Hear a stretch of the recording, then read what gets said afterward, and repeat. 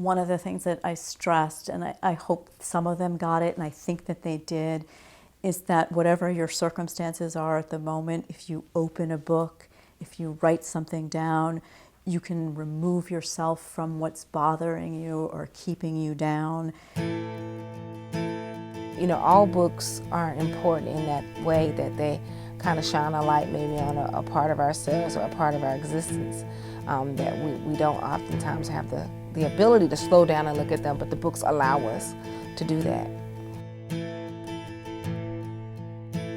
When I meet writers like from somewhere I'm from, I feel like maybe I can become a writer one day. Sometimes I will write little songs or poetry. Stories like from Youngstown, like you could just relate to someone's struggle. That's what I read. What we want to talk about is the Mahoning Valley Diversity Outreach Program, sponsored by the Youngstown State University Poetry Center and Etruscan Press. And Etruscan is an independent literary press. Recently we were named by the Associated Writers Program one of the top 5 independent presses in the country. So we've had a lot of success. The YSU Poetry Center was founded in 1994, and over the years we've brought in hundreds of national and international writers to Youngstown State. Since 2007, we've begun to expand that Readers Series program into what we're calling an outreach program, going into the community, to schools, to community centers, into prisons, in order to bring literature to community members here in Youngstown, Ohio.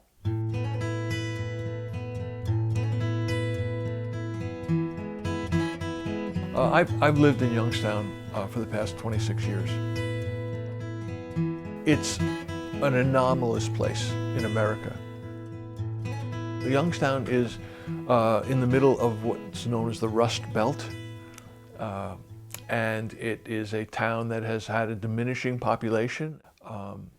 But what distinguishes Youngstown for me is that because of the demise of the steel industry that happened really at one time back in the 70s, happened in a very short period of time, that Youngstown experienced a wound from industrial decline and now is trying to reinvent itself and is on the rebound as another kind of place. But what we bring from that experience is a greater realization of community.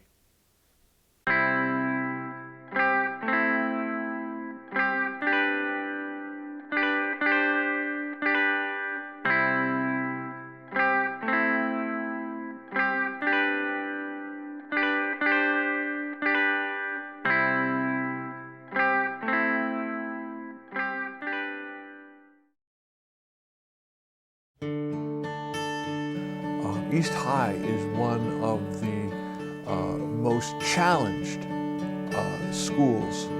They're an inner city school here in Youngstown that faces enormous challenges of resources and accountability. And for most of these students, this is the first time that they will be addressed by a contemporary living author, and it may be the first book that they've ever actually been given that isn't a text and that belongs to them and is signed to them. We had a student not long ago who came up after a book signing and said, "Can I have another copy?" And we said, well, why? She said, "I want to give this to my mother, but I don't want her to have my copy." So, I mean, this transaction, this interchange between the writers that we bring in, and we bring in 2, 3, or 4 writers every year, has enormous impact. Today, a student said to me at East High that she just liked hearing me read the story. And I thought, you know, she's probably 16 years old, and needs someone, wants to hear someone take the time to read her a story. Maybe children who were searching in the way that I was searching are able to find, in my words, what they're looking for, something that can help them as they journey into the world. I think we run across lots of students that come from families where there aren't books, where there aren't discussions even about like the news, let alone about a piece of literature or a writer or a poem.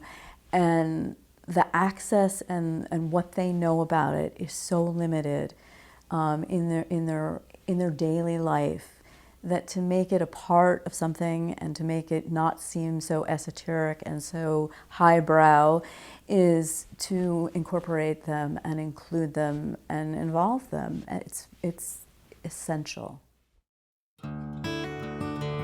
Early College is located on the YSU campus, and it gives selected students an opportunity to take high school courses and at the same time take college courses.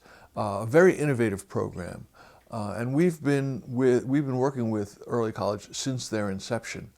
Our goal is to let them see the authors and get a new perspective on things that's beyond what they may have experienced in their environment, but also, especially in the case of this novel, to meet an author whose life may mirror some of the experience they've had, so that they can see that, again, they're not alone, and that they're not limited by those experiences, that they can move beyond them, and they don't define them and they don't hinder them unless they let them. We also meet with Chauvin Career Center, a vocational school located in downtown Youngstown, and we bring our authors to this site. These authors are so willing and interested to travel, to come to meet new readers. We bring them into the classroom, and these students are somewhat in awe that they're meeting an author, but also in that they can identify with the author. Even though they themselves may not aspire to be writers, they connect.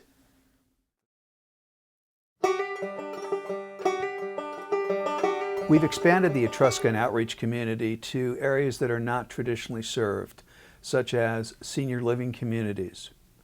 We've installed the Little Free Library in both community parks and on campuses, which allow people an opportunity to exchange books.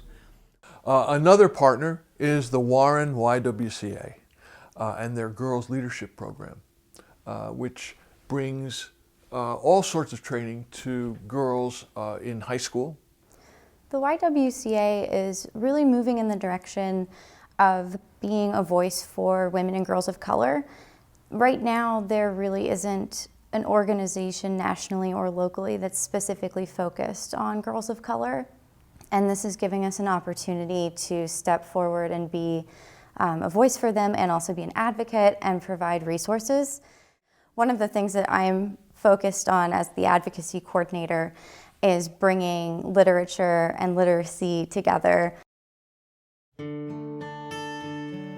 One of the most engaging aspects of our work is our cooperation with the prison populations.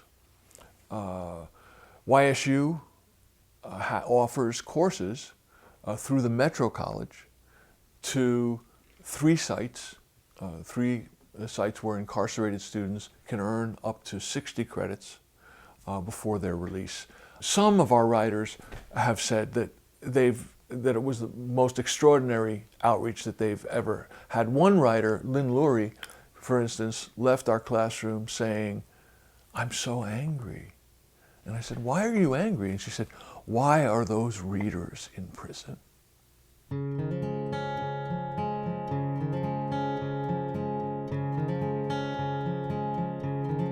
The thing that upsets me the most is that you go to East High, you see high school students who are struggling, who aren't getting the resources, the attention that they need, and then you go to the prison class and you think, is this the linear trajectory? is this what's going to happen? But for the grace of God go I could be exactly where they are if I'd have taken one more wrong turn or made one more bad decision. And again, I feel like programs like that one are so very important. They saw themselves in me, and I saw myself in them, which means, you know, when they get out, they may be able to do some of the things, same things that I'm doing now. You know, this program, this diversity outreach program, is made possible by the contributions of generous donors. These cooperative efforts indicate commitment to these endeavors. What we aim at is to bring new ideas, new literature, new perspectives from around the world to people who are in local and inner city environments. We would love to partner with places around the country because our authors come from around the country and around the world. For me, as a writer, it's much more meaningful to try to share my literature, my work, my ideas about writing with people who don't have easy access to it, because I feel like I'm opening up a door for them.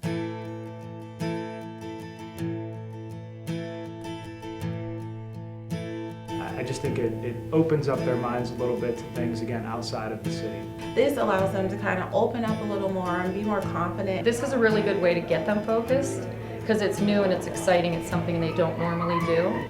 So I think taking them out of the environment that maybe they're so used to every day and putting them in with a new person or people gives them an experience that they don't otherwise have. Literature is not something that sits on a shelf. It's not something that is only in a library. It's not just sending somebody out who's famous, who does a reading and leaves. It's staying in the community, it's participating in the community, it's getting to learn about the schools in the community, the colleges in the communities, the opportunities in the community, and responding to them. You know, literature, reading as an activity is like so many activities. I mean, it's something creative, it's something that happens, it's something that's inspirational, and to see it in its making, and to see it in its development as I do as a publisher, but also then to see it in its presentation to those who are experiencing it for the first time is something that is life-changing for them and for the authors and for me, the publisher.